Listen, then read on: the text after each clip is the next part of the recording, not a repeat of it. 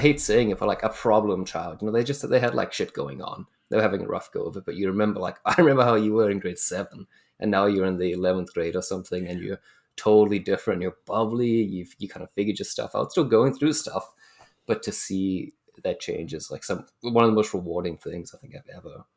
I'm so grateful to be able to see that. That's so awesome. So when I want to go back a little bit because you said they used to put on these preteen dances, or do they still do the dances? We're trying to get them back, actually. Okay, Just because of COVID. The COVID, It's okay. Yeah, so it's in the plan. We had a planning meeting about it actually last week, but everyone was off being sick. Nice. So Well, I yeah, hope it does come back. I'm sure the kids will yeah, love that, and you're gonna be really doing some spacing control, right? How? yeah. Hey, get a little too close to I that don't electric know. slide right there, right?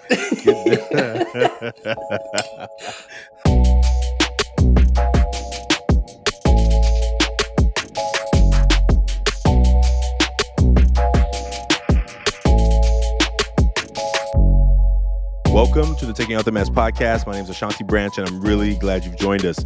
Today's guest is Nicholas M. Nicholas is from Vancouver, British Columbia, Canada. In the Taking Out the Mess podcast, we talk to men of all ages, all over the world, about emotional masks. The front of the mask are the things that we gladly let the world see about us, and the back of the mask are the things that we don't talk much about. In this conversation with Nicholas, we get a chance to talk about what's going on in our lives. Nicholas is a youth worker. He works with youth, sometimes one-on-one, sometimes in group settings, sometimes in schools. But his work is deeply connected to the work that we're doing in Ever Forward. Him as a young man, if you're watching the video, you'll see he's a young man, but he sometimes wonders, am I too young to be really helping them? And I'm really thankful that he spoke to some of the challenges he has as a young man in this world. Challenges with his father. His father is from South Africa, but he says he's been trying to build a deeper connection with his dad. He says his dad's never been much of a hugger, and he tries to engage him in that. And that's so beautiful that him knowing what he wants to get from the relationship, even though for the father it may not be as easy. We just recently, I'll say passed. So we just Father's Day was just a couple of days ago. And, I don't know how your connection out there is to Father's Day. But sometimes Father's Day hits me in good ways, and sometimes it's really rough. And I think this was probably an interesting year. I think I started sending text messages to my friends more in the evening on that Father's Day, not because I didn't want to wish them a happy Father's Day, but just anytime I bring it up, for me, it brings up energy that is tough to sometimes navigate. And so I was really glad that Nicholas in this conversation mentioned his father and him trying to kindle and build deep in that relationship. I'm excited for the work that not only Nicholas is doing with youth in Canada, but the work that we meet people all over the country, all over the world, who are trying to make sure that the younger generations can do it better than they were able to, has more room to feel, more permission to be more human, to be able to let themselves feel. And I'm really excited that in this conversation, as Nicholas continues to do the work with young people in his community, that we get to continue hearing the voices of men all over the world who are going through similar things. I think sometimes we would get fooled by what we see on the outside because we would think, oh, that person can't have that going on. That person is not dealing with that. I got a quote from a young person in one of our workshops recently in one of the reflections. And the student says, I want to read it to you exactly how the student said it. So give me a second. I didn't plan to read this, but here's what it says. The reflection says, emotionally intense. I have this intense pain in my throat because I want to cry. No one here will ever understand what I'm going through. You ever had that pain in your throat where you want to cry, but you've been told that crying is not okay? So you stuff it and you stuff it and you stuff it, and you're walking around like a landmine. We see it so much in our communities. And we need more men, more women, more people in this community, in this world, who are willing to listen to others as they navigate the challenges in their life. And I'm hoping that you will decide to do that. This season we're building the Million Mask movement. We've been doing the Million Mask movement for the last several years, but starting now, we are building a movement. And I'm going to invite you to be a part of it. You can make your mask at millionmask.org. There's a place there where you can share your email with us if you are interested. And we want you to share it with us so that we can add you to a community that we're about to build of people who are helping other people be more of their full selves. We don't know what it's going to look like fully yet. I'm literally just last week had the opportunity to meet the U.S. Surgeon General, Vivek Murthy, and be a part of the Youth Mental Wellness Summit. And if you know about what we're doing at Ever Forward, you know that this work is super powerful. It's important. And there's other people out there doing the work, but we are now finding ourselves in the rooms with the people who are on the bigger scale doing this work. And this is our time. And so we invite you to be a part of this movement with us. We invite you to share this podcast with somebody. Go to wherever you listen to podcasts, rate us, like give us a rating, make a comment, like let us know how we're doing. But we need you to get involved. We're getting really close to the 100th episode. And we know that the only way this is going to grow is going to be with you who find value here and who share it with someone else. So we hope today you find value in this conversation with Nicholas, and we look forward to seeing you soon on the next episode. Take care, folks. Thank you for being a part of the Taking Off the Mask podcast. We'll see you soon. Hey, welcome, Nick M. Good to see you. Oh, you too. It's great. Thanks for having me on. I'm really excited to be in this conversation with you today. We've been planning. We've been working into details together to get together. So, Nick, will you tell folks who you are, about yourself? Tell them what do you want them to know about you before we jump into this conversation? Sure. Yeah. Again, Nick. I go by pronouns he, him, and I'm on the first off the traditional unceded territories of the Squamish and Hunkaminam people here in Vancouver, BC. So privileged to be on this land. What I do, I'm an outreach worker, a youth outreach worker in Vancouver. Just do one-to-one support for youth. Do different groups, school groups. Basically, just give youth a spot to chat, vent. If they just need one-to-one support, it's kind of my go-to. And then my off time, I've had COVID for the past week, so I've been chilling, in my room for a bit, isolating myself, played some guitar, and that's kind of been the go-to for the past little bit. Oh man, well, Nick, thank you for sharing about your COVID journey. I'm sorry to hear that, but I'm glad you're making time. Yeah, it's for this show. I think I'm gonna have to tell people about the story of me that I just shared with you about having COVID on a podcast, because it's a wild thing. So I thank you for, if you ever need a break, just let me know. I know how the mind and body connection is so powerful. So if you need something, let me know. Oh yeah, it's great. I'm feeling much better. I'm stoked to be on here. So I've been following the podcast for a bit, so it's nice, and communicating, trying to get on it, finding a free day to hop on. It's been tough. So well, sorry the sickness had to be the free day that came. No, totally cool. All right, well, I'm glad you're here, man. Well, the podcast allows the guests to kind of lead the show, so you decide who goes first with the mask, and you can decide the format. So if you go first, you just say you do the front, or I'll do the front, whatever you decide, and we'll jump in from there. Sure, I can go with mine. Okay, so are you going to do the front first, and then I'll do the front, or you want to do front and back, and then I'll do front, then you do front. Okay, all right, fantastic. I'm gonna fold it. Make sure I do it properly. And I'll fold mine too. So I always draw this goofy generic smiling face for everything, with a little nose, but and curly hair. I'm trying to read backwards: friendly, kind, and quiet. I forgot how to spell for a sec, but it says quiet there. That's those are the qualities I let people see pretty much all the time. I feel like if people ask who I am, that's generally those ones. So. Nice. All right. So I'm next. I'm going first. Okay. Here is the mask that I came up with today. Oh, nice. And here are the words: passionate, serious, hardworking. And I think that the reason these words are sticking out today, I'll tell you the one that's probably sticking out the most is serious. I've been under it. I've been under the pressure, under the grind of nonprofit life, but also just feeling super like heavy, like heaviness, Hmm. just with team transitions. Got a big event coming up this weekend, and just all the stuff. I mean, it's. I don't think it's any different maybe than other years. Well, no, it Mm. is. I would say it is. Um, it's different in that I think the expectations are bigger, right? Like we've been getting some partnerships with some big organizations, and I think that's when you're supposed to be like smooth sailing, right? And it Yeah, almost yeah. feels like a couple of steps backwards sometimes, But I think the serious part is like what I have to be like. I'm trying to find a balance. Normally, I put funny on the front, and I Mm. normally put caring. Neither one of them. There's like there's no kindness here at all. So Yeah. anyway, that's interesting. I didn't even catch that till right now. Like passionate, serious, hardworking. That doesn't Hmm. look like very fun. It doesn't look like a very fun. No, That's no.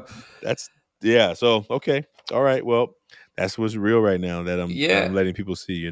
That's pretty cool too with the like hardworking serious. It's always good to remind yourself to like take breaks and do like you time, but sometimes when you do have these like deadlines rushing up, you're like, I can't, like I just can't take a break, especially working in nonprofit too. You're like, oh, we have to get this done. Like we just have to do it, and then you like burn Yeah. yourself out doing it, and you're always told, yeah, like take a break. You can do this. I'm lucky on my team. I think I'd be allowed to do that a lot of the time, but like you definitely feel it. It's like preaching self care sometimes, but do you ever find the time for yourself? It's Yeah. brutal.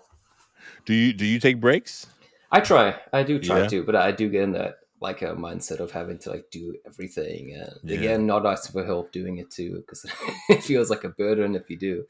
But I've Yeah. been getting better with it. But I totally feel you on the just these deadlines. They happen. They're coming, and like it's tough.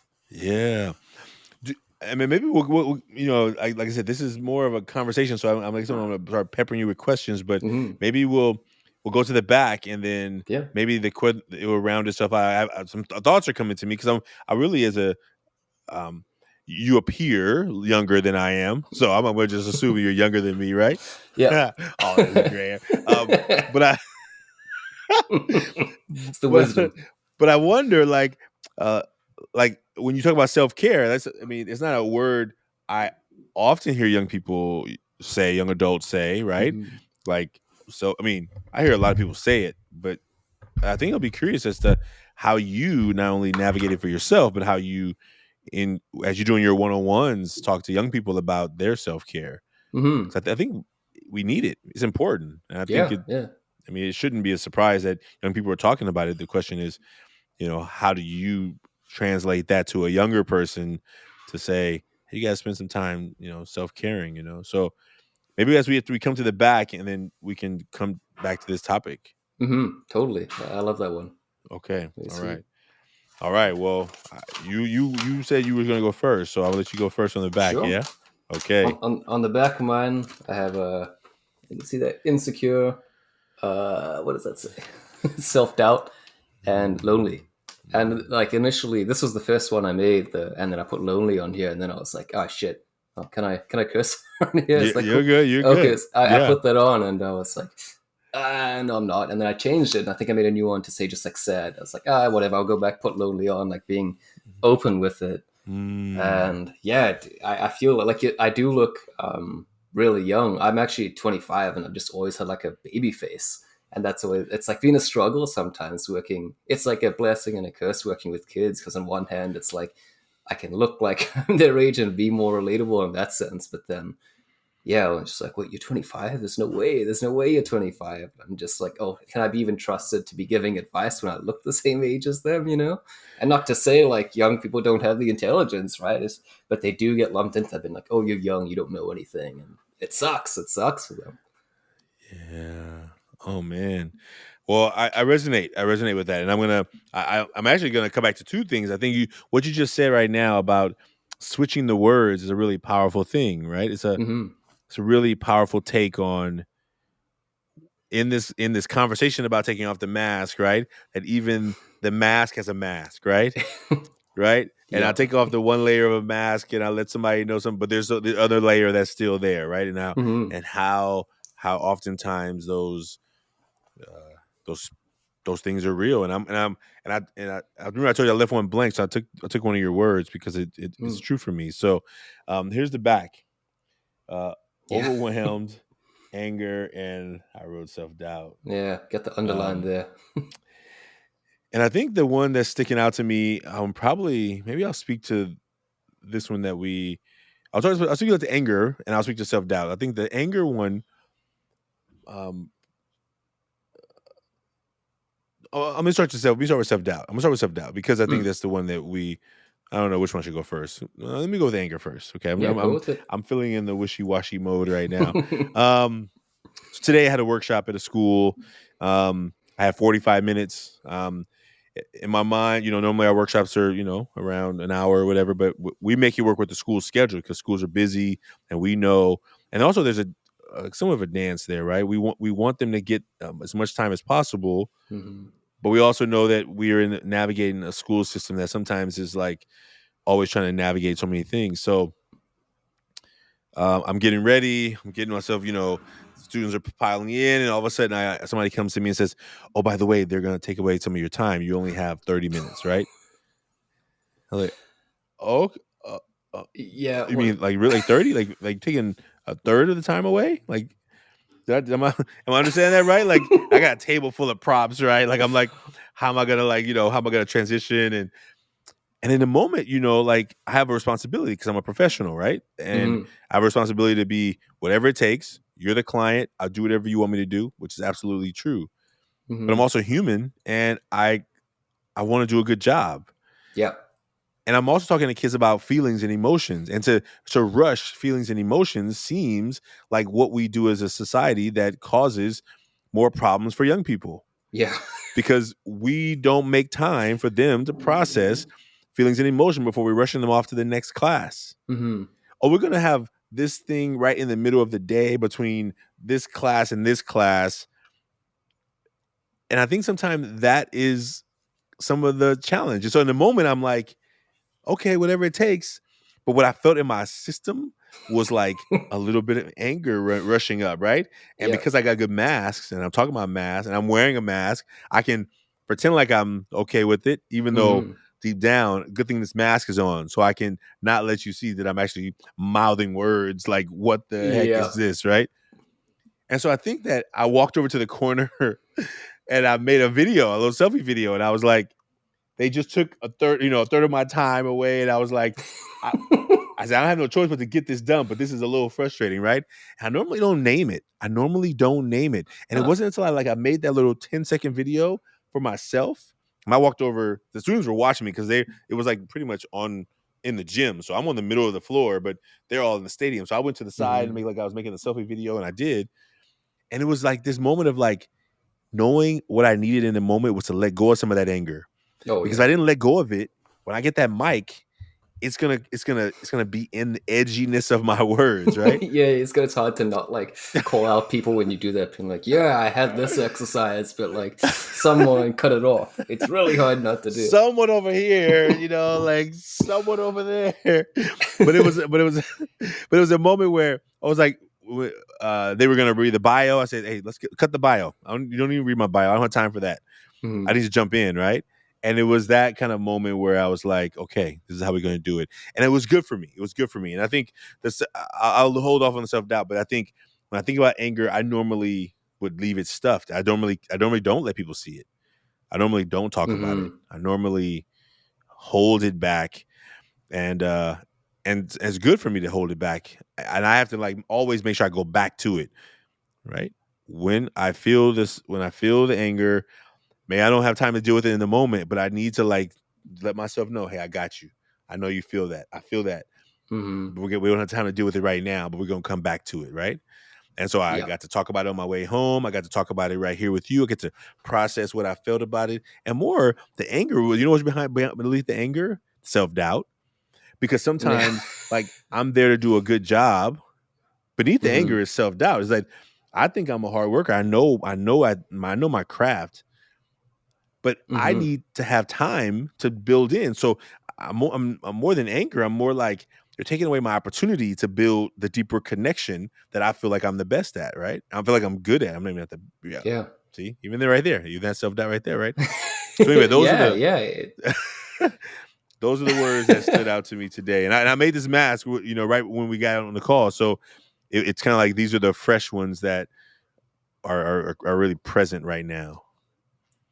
Yeah, the anger one is interesting too. I was chatting with a youth a couple of weeks back, and they were just I was like, they something happened. There was an incident. I was like, how are you feeling? It's like I'm angry. It's like, and I feel bad about it. But I was trying to think like, yeah, it doesn't always feel great to be angry, but are there situations where anger is a bad thing? And I think in this situation, like if anger is it's coming from a place of care, right? Like I'm angry because I want to do this and I'm mad. And I think anger can be used in some ways. Like if it mobilizes you to action, like if you're really passionate about something, like I think it's okay sometimes, but it's a tricky one, right? Because yeah, if you let that anger just spill out into just rage and then you start taking it out on other people, that's Yeah. where it's such a it'll balance there. It's tough. Yeah. I mean, I think when you think about that, like, so for you, with how you describe the front of your mask, can you say the words you said on the front? I had a friendly, kind, and quiet. Yeah. Because the front of your mask, you wrote quiet, friendly, and kind, Hmm. right? Where where does anger show up in, like, you mentioned it, but where does it? Hmm. How do you process anger? How do you deal with it? Oh yeah. Generally, it's a tricky one. Like I try to not just like push it down and like vent it out, but a lot of the music I listen to is pretty. I listen to a lot of metal, and that always surprises people to like some crushing death metal and stuff. And I always find like I just listen to this. There's enough anger and rage in here, for me to vent it out. Or if I don't have that at the time, it's just like I try and breathe a little bit and think like, okay, is this anger going to be helpful in the moment? Is it going to get me anywhere, or is it just going to make me more pissed off? And then, like, as long as I don't get to the point of taking it out on someone, generally. But it's I rarely get like super super angry about stuff, but sometimes be like, I'll just like kind of black out, kind of sometimes just like zone out and be like, I can't do this right now, and go for a walk or something. But that can be tricky too, where like some situations you just can't go for a walk. Like you're saying, if you're presenting in front of someone, you can't just leave, and then you're just like, what do I do? I think sometimes just being, especially with youth, being open, be like, I'm sorry, dude, I'm just like pissed right now. Like, can we Mm, just like chill for like? It's never happened with a youth, I don't think, but in my own personal life, it's just like, can we just like chill 5-10 minutes and just mm, not talk about this right now? It doesn't mean it's like pushing it away, but not completely avoiding it. Be like, we will come back to this, but right now, I'm not going to be dealing with it in like a happy way. I'm going to be like cursing you out. I'm going to be like just getting mad, right? And it doesn't help anything for me generally. But I normally try and just be open about it and say like, let's come back to it 5 minutes and do it there. yeah. And I think that it can be helpful too to show like youth, especially when you work in mental health. There's this weird idea that, oh, you do this, you must have it all figured out, and it's like absolutely not. Like that Mhm. is not the case at all. So just be like, yeah, I'm mad right now. That's cool. You're allowed to be angry sometimes, but just knowing when it's going to be healthy anger, or is it doing anything for you, anything good? Yeah. I mean, thank you for sharing that. I want to, man. I mean, what's coming up for me in the context is this is like, um, to name it, Hmm. and to, if it's a space where you can ask for a moment to chill. Like when you do the one on one work with young people, Hmm. do you do ever groups? Not really. Oh, so Like mostly one on one. my main role is like one-to-one support. And Okay. it's very rarely got like I've never gotten angry in a one-to-one really, or frustrated, or maybe frustrated but not mad directly Yeah. at a youth, or really that Yeah. upset. But I have seen youth get angry in a context of maybe they've like hit my car or something, or the interior of it, or just like thrown something. And just it's important, I find, to yeah, don't react in a like, oh, negative way, right, bitch? It was like, this is an emotion, you're allowed to feel that. I'm not gonna judge you for feeling that way. That's where you're at. Yeah. And it's sometimes you got to be like, okay, maybe take like a, if they start like in general any like youth work or working with kids, when it starts to endanger themselves or others, you have to step in some way. But a lot of the time, just being, it's like, I see you, I see it. Like Yeah. I can see why you're mad, and just a lot of the empathizing with that is a big one. But then also knowing when maybe it does get too much, and like, okay, we're going to take a break from this. Luckily, it's never gotten to that point with the youth, I don't think. But Yeah. yeah. No, I like that. I think I was doing some work in the juvenile detention center last week, and the young men came in and they first walked in, and then they were like, "Oh, this ain't the hip hop blah blah blah class," and I'm like, "No, not today." Mm-hmm. And you could just see them like they just detoured to another room, and I'm like, "What just happened?" Like they're like, "What's going on?" Like like my mind, like this is where we're doing today, right? And it's kind of like it was a space where they were frustrated because they had some Mm-hmm. misunderstanding about who was going to be there today, right? And or that day. And I realized in the moment where I was like feeling it, like I was like, well, I mean, I know I'm supposed to be here, and then I don't know where the other class is not here, why they're confused. And so they went to the next room over, and I was like, should I go get them? Should I go? Like, should we go retrieve them? Like, I'm clear this is what we're doing today. And in that moment, right when they finally came in, they were in a mood, right? In Mm-hmm. a mood, and I got it right. I was like, okay, they had misunderstanding, misexpectations, okay. And the question was how long was it going to take them to get over what they were frustrated about, right? Mm.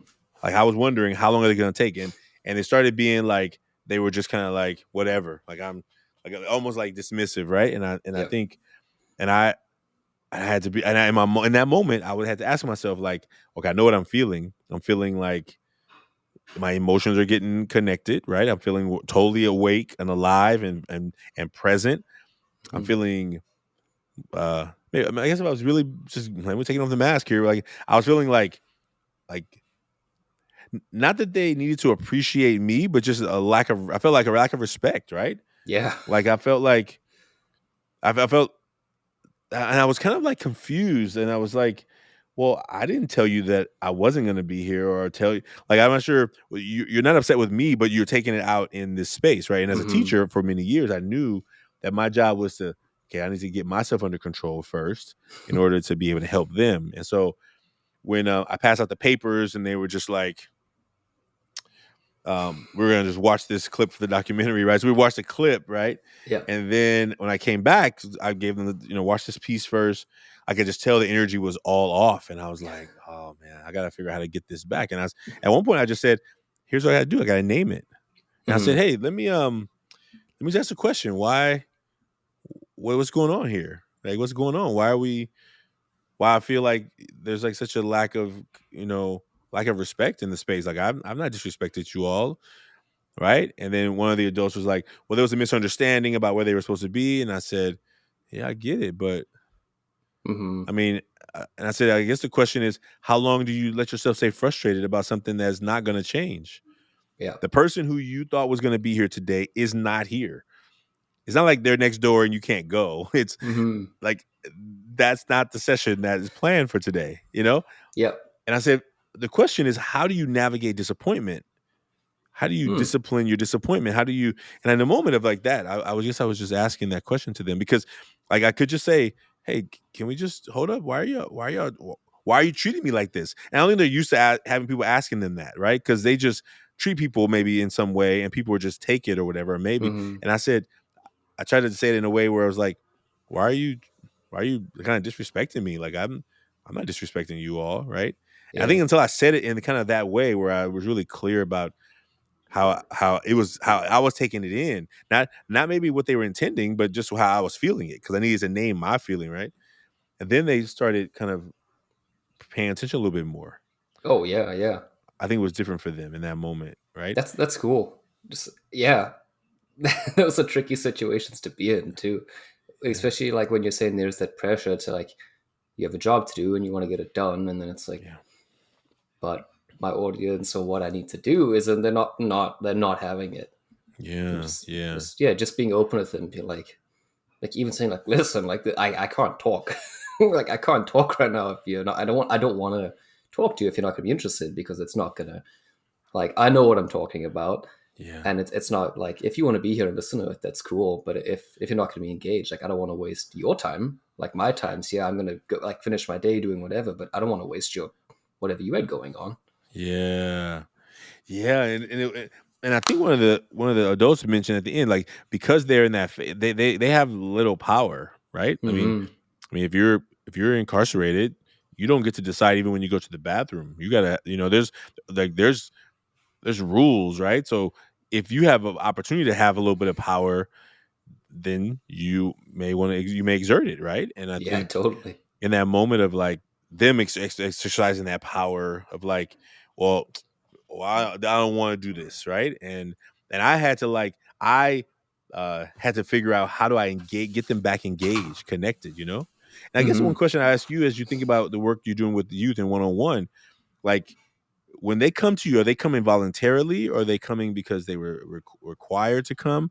And and I guess I would ask, because you're doing a lot of like supporting young people, Hmm. is it considered therapy or is it just mentoring, or how does that work for you and with the work Um, you do? in terms of like how I see youth, sometimes it's voluntary. Okay. Like we go into the schools and we have Instagram pages or phone numbers that are available, and we say like we are here for support. And sometimes they do. I'd say like 50% of the clients I see are like voluntary, and they Okay. want to come. And sometimes it's referrals through schools or referrals through parents online, and those are actually like the trickier ones too, because if it's a parent's been like, my son is misbehaving, could you like fix him? I'm just like, I mean, if he might not even know, if he maybe he isn't even misbehaving, but you're seeing something in him that it's frustrating for you as a parent. Maybe he has no idea, and like he being forced to go see a random person to chat about it, like that sucks. But I'd say it's Mm, 50-50. Those ones are tougher. And in terms of the work, like it's less like therapy, it's more like mentorship, because I don't have any like formal counseling training, just different workshops and trainings and whatnot over the years. So it's definitely more casual. We can go, like I can go pick a kid up from school and go get a coffee or a snack or something and just chat with them for a bit. It's far more casual than like hitting up a therapist's office or a counselor's office. yeah. Hmm. How did you get into that work? How did you become in yeah, yeah, that's actually the main, yeah. How did you get into this work?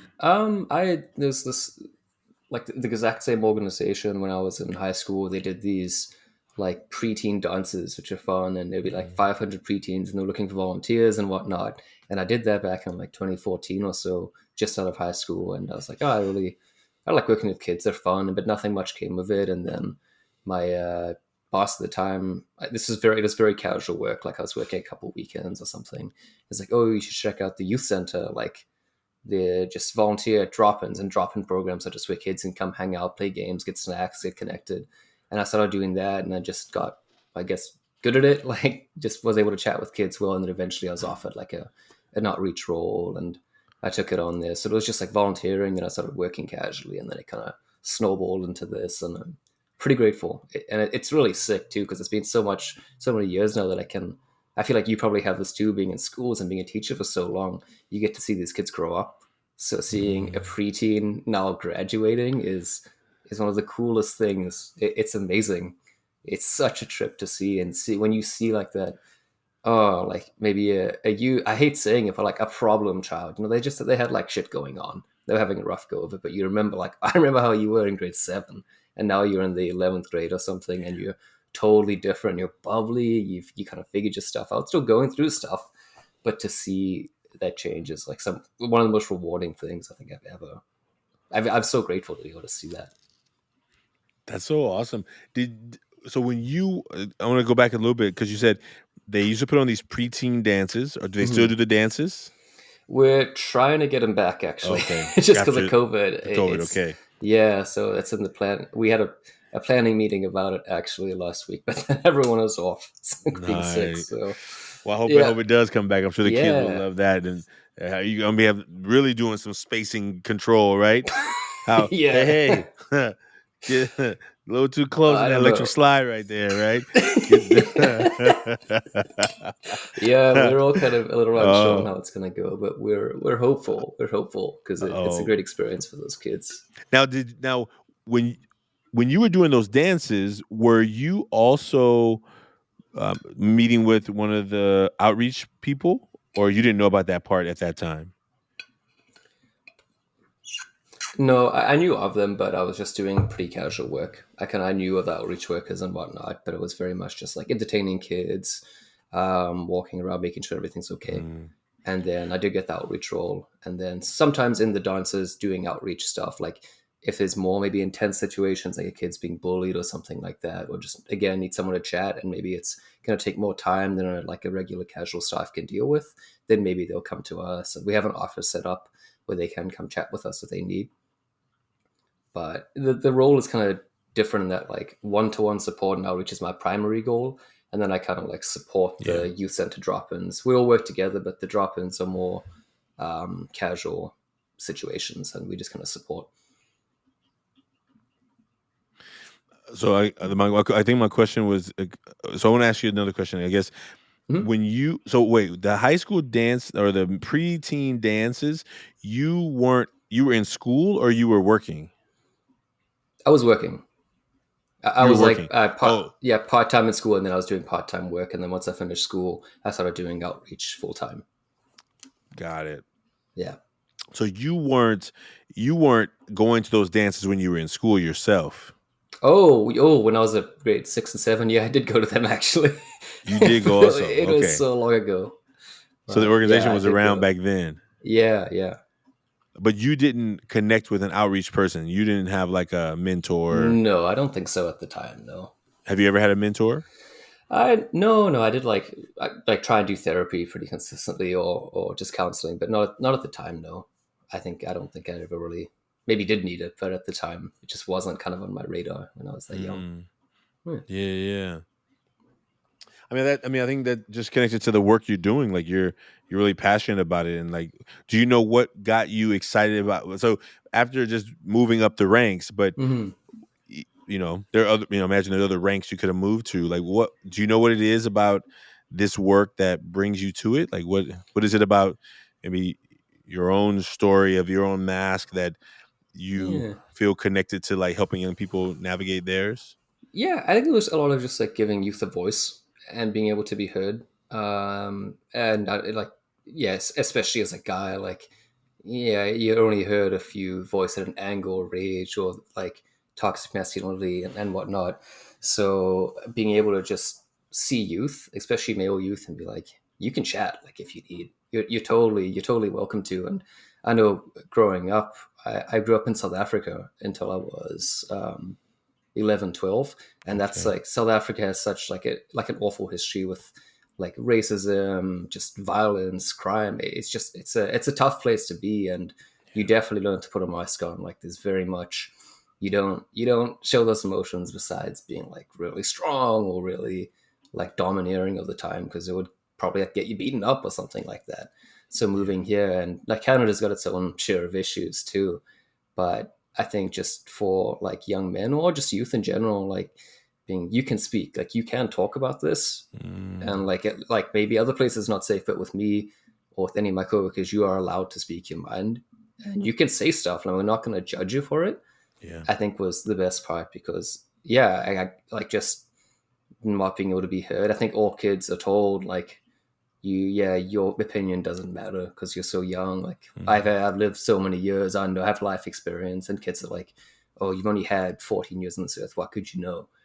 And then it's like, okay, I don't know anything. I'm not going to express what I do know. I'm going to be told like, oh, those feelings do not matter, they don't count. So just giving youth a voice was the big one, and then also it's just a lot of fun. Like sure, there's tough parts, but just seeing youth just like going at it, just having a good time is it's amazing. I love that stuff. man, that's exciting, man. Hmm. Ha, do you feel, so how many students do you work with every, so do you like switch up every quarter, every month, every, like, do you with a student for years? How does I, that work? it's I see like 12 youth pretty consistently right now, Hmm, and kind of ranges from so a lot of the time anxiety is a huge one that comes up, and hmm, like it could range from anxiety to just wanting a job or a volunteer experience, again just needing to vent. yeah. I've been seeing some youth pretty consistently since like the last fall, and we try and have a goal we work towards, and like Hmm, try and get them to a spot, and that can be difficult too when you're just like, what is how do you put like a deadline on mental health? Like you have to get better by this point. It doesn't, like that's that right. doesn't make sense. But like 10 clients I see frequently, and some maybe I see every 2 weeks or so. A lot of them I see each week. We just meet up and just chat, hopefully with like a goal in mind, but a lot of the Yeah. time it can just be venting and seeing where they're at because it can change so often too. And so, how many people are doing the role that you do? How many? Because you, how big is the company? Is it a pretty big organization? It's just my supervisor or my manager of youth services. I don't know how much info I can give about the organization itself for like kids Oh, I confidentiality and see. I stuff, see. but like That makes sense. there's the No, that's fine. manager. That's fine. You don't have to answer that. That's fine. I mean, Mhm. I was more trying to just get an idea of like, if here's what I know in mentoring, like, we mentor in groups, right? So I imagine the opportunity Mhm. to be able to work with one student one on one is actually really beautiful. And so, like, I mean, you're in a different part of the world, right? You're in Canada, so maybe that a lot of Mhm. things are different there. But imagine it would be great for every kid to have a mentor, right? And whether they're family founded for them, whether the school nominated them, whether they self selected. I was just curious about that. So, yeah, Oh yeah. anything that you know we can do to help people out in the world, because the people who are listening to this are, I mean, people who are either working with young men, who are young men, who are men, who are raising sons or raising kids. Like, I think just understanding context. So, I guess a bigger Mhm. question outside of the specific organizational is that a common type of, or are there lots of organizations doing this kind of work, one-on-one Yeah, yeah. mentoring in Canada? Yeah. There are. There's different youth organ. I'm in the district of kind of like we're in different districts of Vancouver, so we have our organization. Then Mm, just in another area there'll be like another separate. There's different organizations for each area, and we try and work together okay, as much as possible, like sending out referrals. And the teams, like ours are pretty. Mine's pretty small. Like it's myself and three other people, and then other organizations okay, are very similar. It's just each organization will serve like a different district of Vancouver, and I'd say got teams it. of like four or five people. Like they're pretty small, and then there are some Yeah, casual staff that will work drop-ins and whatnot, and I'd say maybe six of those. But like our core is just four people or so. It's pretty small. beautiful. Yeah. Well, man, that's really exciting. I mean, first of all, I think I saw your work, I think, for the first time on, I think, on Instagram, if I remember right. Hmm. I think Yeah. that's how I Yeah. first seen your work, and I was just like, right on, right? What a kind word you left out to whoever you were saying it. It was just in general, right? But it was Hmm. like the idea of like what work we get to do to help young people find their voice and find Yeah. themselves in a season of our lives where it just seems like it's it's all over the place, right? I mean, Hmm. the biology is happening, puberty is happening, growing up, Yeah.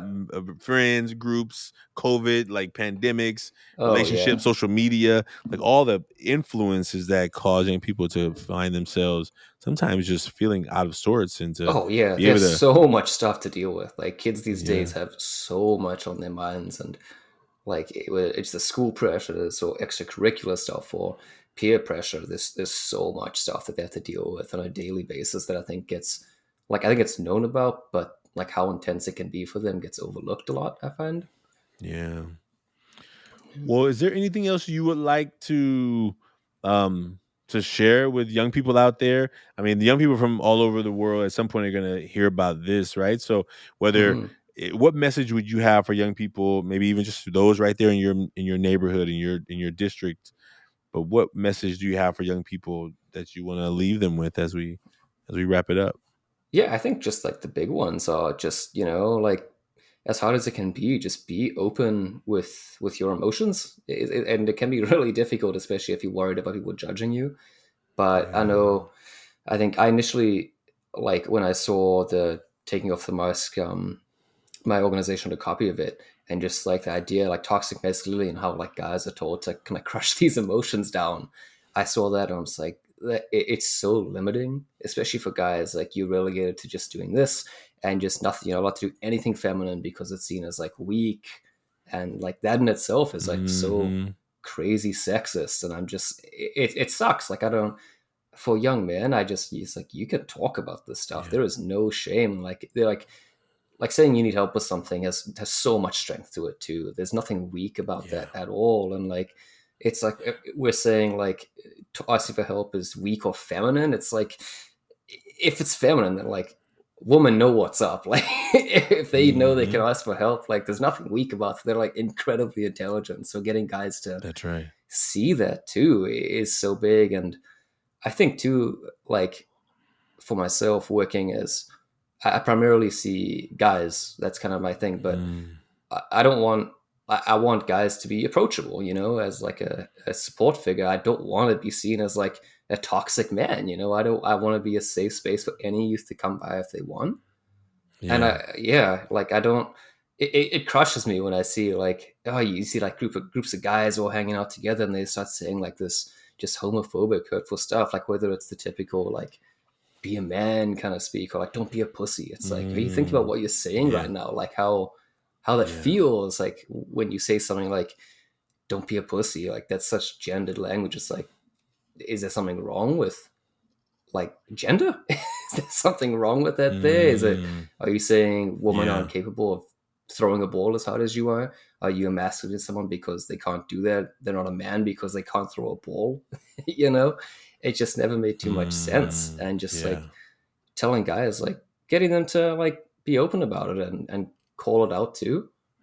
And it's hard to do because it's very easy to get defensive too when someone's like, "Yo, don't say that. That's not icing." Like, what do you mean? Like, men can get super defensive about stuff because they've been told to. Like, yeah, you have to react to everything in like a confrontational way. Yeah, I just want to see like a Maybe change in like all these. Like with men, yeah. I want to be able to. Oh, go ahead. No, no, no. Keep going. You go. Oh, just like as a guy, I want to be able to express my emotions. I want to be able to do that, and I would hate for other youth or young men to feel like they can't do that.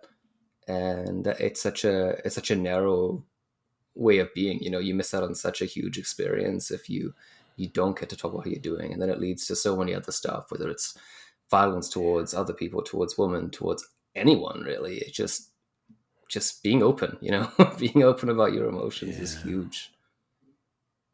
It is. It absolutely is. Yeah. And maybe one question I'll just come back to you is in terms of this work. I guess one question, and thank you for that message to the young people. I think, and Hmm. I know that what I'm asking you to do is kind of like think out there. And I guess because we're talking about this, our own taking off the mask space, like where do you go, or have you found a place for yourself to go Hmm. to take off your mask? Do you have like a men's group or a group of people or a group of friends where like you can like talk about what what you're going through, what you're feeling? Do you have yourself Yeah. a personal space for that? Yeah, I found in like I have pretty supportive parents, I'd say. I know my dad's very much like the man's man thing where he was told like you don't talk about your emotions growing up, you just don't do that. And he's still a bit of that, but he is a kind dude. I've been finding my mom I can talk to a lot. And even in my own Mm, friend, I've had like the same friend group for years. We've all been super close. And in those groups, just saying like just being open about it with them, being like, hey man, I love you. And when like a guy hears from another guy, I love you, they get that knee-jerk reaction like, you gay? And it's like, no, like I just like I've known you for 14 years, like why wouldn't I love you, like yeah. just being open about them, like dude, if you need to talk, like you can. Or they're just like, no, I'm fine, like that I'm fine all the time. Like, no, if you're not fine, I'm not gonna judge you for talking about it. And I've really been trying to open up, like people I know in friend groups, giving my dad a hug. Like he hates it, and I know some people aren't like hugging people, but I'm just like, I love you, dad. And he's like, yeah, I love you too, I love you too. And he's like, don't give me a hug. But it's been nice to see in Mm, my friend group of trying to get guys to call it out on each other too, and like, do you have to speak like that? Do you have to act like that? Like less criticizing them and being like, why do you feel like you need to act like this all the time? Do you have to be so like overly masculine right now? Do you have to just constantly be talking about sex all the time? Like you can do these things in a healthy way that doesn't involve yeah. like this brutal language or just like this machismo that happens all the time. Because so it can get like, yeah, when you say like, oh, I love you, man, it's like, huh. It's like that's not a joke. It's not a joke. Yeah. I just want to be able to Yeah. say that. That's right. That's right. Yes. Oh So man, I'm glad you actually said that. Thank you for sharing that. I think and and is your dad finding more comfort, or are you and him able to find more comfort in that, or is he still pretty resistant? I think it's getting a little better. Like part of me, I need to respect his boundaries too. He's never been a hugger in general. But a lot of the time when I hug him, it's Mm, like, is it uncomfortable because I'm a guy hugging you, or is it because you don't like hugs? Like you would take a hug from my mom, and I get that's a different mm, situation. But yeah, it's gotten better. But I know the way he's grown up too. It's just different, you know. I'm trying to be mindful of that. He's a lovely guy in his own, like, just that's how he is, you know. And I yeah, don't want to change him, but if I can get him to at least question it too, you know, I think that's helpful, and not being an asshole about it either. Like, you're not going to get anywhere by antagonizing someone for the way they are, because I think there was someone on, I forget who it was, on your podcast a while back, but they were saying like, men didn't ask for this. Like, no man wants to be like this, or not be able to be open about how they're feeling. Like, why would they yeah, want that? It doesn't make any sense. yeah, So yeah. it's a Without tricky a one doubt. to navigate too. But I think the more men talk about it more, like, you can still be a man and talk about your emotions. You can still be a man and like do feminine things. You know, like, that doesn't make you any less of one. Yeah, yeah. I think that yes, beautifully. And I'm really glad that you're providing that space for your dad to do that. I mean, I didn't grow up with a father, so I don't know what that's Mm, like to have that. But I think you know, um, I know my grandfather who was kind of a man in my life. mm, Um, you know, he was a preacher. He wasn't really. I wouldn't. Yeah, he was a. I don't know if he wasn't a hugger or not, but I think when I think about him, like it's kind of like the space of like, oh, if I ever wanted to reach up to him and just went to go give him a hug, he would squeeze you, right? Um, mm-hmm. but it wasn't but also he was my grandfather, so it was I only saw him, at church on the weekends or if Yeah, I spent yeah. the night at his house or something. So yeah, thank you for sharing that. I think that maybe there's other men out there who are figuring it out, and I'm glad you're making space for to meet him where he is, but also I think there's these experiences where people say, what do people say when it comes down to the end of their life, and they know that they wish they didn't wish they had worked more, they didn't wish they had you know, went on more trip. They were like, I wish I had spent more time. That's what most people, the statistics say that I wish I had spent more time with the people I love, right? That I Yeah, cared about, and I told them more, right? yeah. And so, you know, thank you, man. I want to thank you for being in this conversation and for sharing that, and thank you for the message and for being a part of this work and for helping young people, right? I mean, we're passionate here about young people, and so if our work can ever cross paths, if our Million Mask movement can ever serve the Mm-hmm. work, we believe that that's an easy touch point for young people. So Yeah, man, I just thank you for being a part of this podcast and looking yeah, forward yeah. to staying connected. Maybe when we come back up to the Young Men's Adventure Weekend up in Canada, I'll be coming through Vancouver to pass that way. Yeah, sick. Yeah, thanks for having me. I love all the work you do. First time I saw that Mars You Live In, I think I just like bawled. And I was like, no, Mm. stop crying. And I was like, wait, why am I saying that to myself? Crying. Oh This man, is like crushing. It's sad, but it was such an yeah. amazing watch. You know, it's still got that stubborn, like, no, I can't do that. That's too weak. But it's just like, Uh, no, let it flow. Let it. I'm glad you did. I was Yeah. watching it when I first watched it. I was at the film festival, and next to me was Caroline Heldman, who was in the Mm. documentary. And I kept trying to make sure I was wiping my eyes so she couldn't notice that I was crying. I was, like she was on this side of I'm like, I kept like having a yawn. Yeah. Oh, You gotta cover up those emotions. I wa it was so funny. I was masking in the taking off the Yeah. mask, Yep. but it was beautiful, and so thank you. Thanks for watching Yeah. it. Thanks for the work you do for young people, and I hope I hope our work continues to be in service of each other. The work you're Hmm. doing there in Canada, the work that we're doing here in the United States, in California. So thank you so much, Hmm. man. Thank Yeah. you, Thank Nick. you. It was a pleasure. And I'll show you when you talked about that fine. When you talked about your buddy, maybe we have this new design that says "I'm fine," Yeah. Yeah. and maybe you can just share that with them and say, okay, well, Yeah. That looks sick. which part of fine are you? Yeah. Which part of fine are you today? Right? Yeah. Yeah, because I think sometimes fine is the easy answer too. Oh, it is. Sometimes you just can't. Yeah, Sometimes you can't get into it too at the time. It's just the time isn't there. But if the you can time. find the time to do it and be able to dissect all of that, I think it's great. I think it just benefits everyone, like men, women, non-binary youth. Like everyone gets there's benefit for everyone there. So That's right. And it makes it, I think, a safer world when we're dealing with the stuff we need to really deal with and not pretending, hmm yeah, Well, folks, first of all, thank you for being here with us today, Nick. It's been a great conversation with you. I appreciate you for being here, taking off your mask. Hey, folks, you out there, if you want to make a mask, you can do that at millionmask.org. Nick and I made our masks here publicly, but you can make yours anonymously at millionmask.org. Share it with somebody. If you know a young person who may not be finding their words, they can try this activity. 1 picture, 6 words of self-reflection. And we want everyone around the world to realize they are not alone. So thank you for being a part. Nick, thanks for being here. Nick, do you want people to follow you, the work that you're sharing out in the world, or is there a place you want people to find your work or the work that you're doing? Is that something you want people to do? I might. I don't think I can share the personal Instagram with the youth, but yeah, it sucks. But I have a personal one too. But I can send that too. Okay, Brandon. Yeah. Okay, we'll put it in the show notes, whatever you want there, if it will serve you in that way. So, folks, thank you for being a part of today's show. We'll see you real soon. See you in the next episode. Take care. Thanks so much.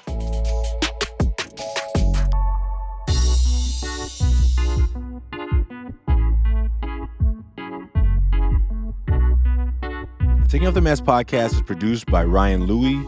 Editing, videography is also by Ryan Louie. Graphics by Kelly Wong.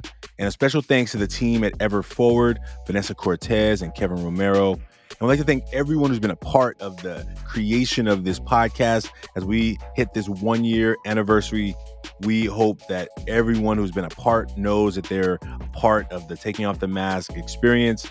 And we look forward to you being a part of it as well. If you liked what you heard today, please like, subscribe, and share. And we look forward to us continuing to offer conversations that matter.